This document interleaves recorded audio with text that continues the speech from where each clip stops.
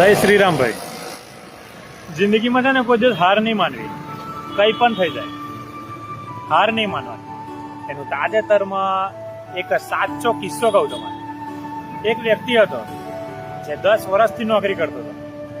એ એક વાર નહીં, 2 વાર નહીં, 3 વાર એને 10 વર્ષમાં નોકરી છૂટી ગઈ કોઈના કોઈ કારણસર. એક વાર નોકરી છૂટી ગઈ તો એને ફરી નોકરી શોધી. બીજી વાર નોકરી છૂટી ગઈ તો તેને ત્રીજી વાર નોકરી છૂટી. ત્રીજી વાર પણ નોકરી છૂટી ગઈ તો એને આજે પોતાનો ધંધો ચાલુ કર્યો. હવે એ પણ વિચારી લીધું છે એને કે 1-2 વર્ષ પોતાનો ધંધો કરીશ, જો ના જામ્યો તો બીજું કંઈ કરીશ, પણ હાર તો નહીં માનવાની. જિંદગીથી હારવાનું નહીં, કંઈ ને કંઈ તો ટ્રાય કરતું જ રહેવાનું.